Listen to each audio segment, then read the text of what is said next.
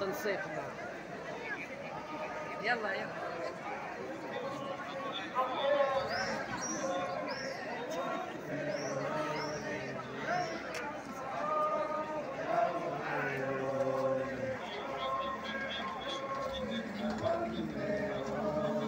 ولا أعلم.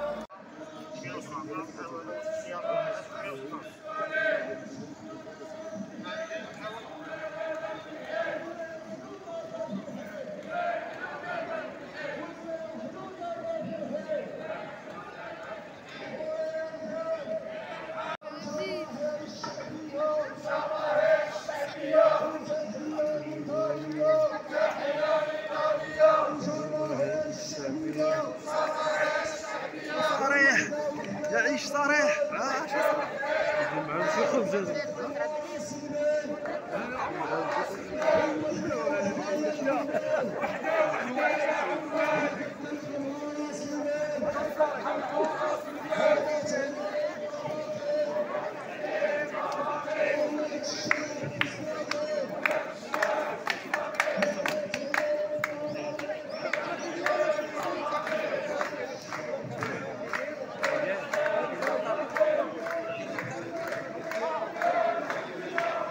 كاتب الجهوي لجهه بني مرام خليفره للجامعه الوطنيه لموظفي الجامعه الترابيه والتدبير المفوض المنضويه تحت لواء اتحاد المغرب الشعوب.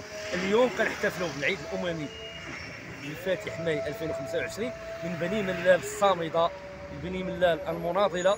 واليوم كيف شفتوا كنوصلوا الصوت ديالنا كاتحاد جهوي لنقابه جهه بني مرام خليفره كمكتب جهوي لجهه بني مرام خليفره للحكومه الباترونه اللي كتعيشوا يعني الشعب المغربي وعموم الطبقه العامله الشغيله الجماعيه الى غير ذلك القطاع الخاص.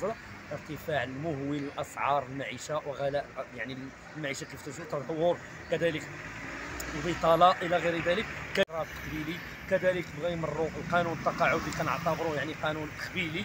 ومن هنا كذلك نحن كمكتب جهوي متواجد نوصلوا الصوت ديالنا الوزاره الوصيه وزاره الداخليه، يعني الحوار القطاعي اللي فتح حوار جاد ومسؤول وفق جدوله زمنيه معقوله اللي تكون نتيجه ايجابيه للشغيله الجماعيه وفق واحد الملف مطلبي اللي من خلاله اول نقطه نطالب بالحريه النقابيه، كذلك التسويه الشامله لحاملي الشواهد والدبلومات الى غير ذلك السلام المناسبه باطار رجعي، كذلك نطالب يعني بارتفاع الاجور لدى الشغيله الجماعيه، كذلك ارتفاع يعني التعويض ارتفاع كذلك على التعويض عن الساعات الاضافيه، التعويض عن الاشغال الملوثه، التعويض عن الاشغال الملوثه تي بي اس الى غير ذلك.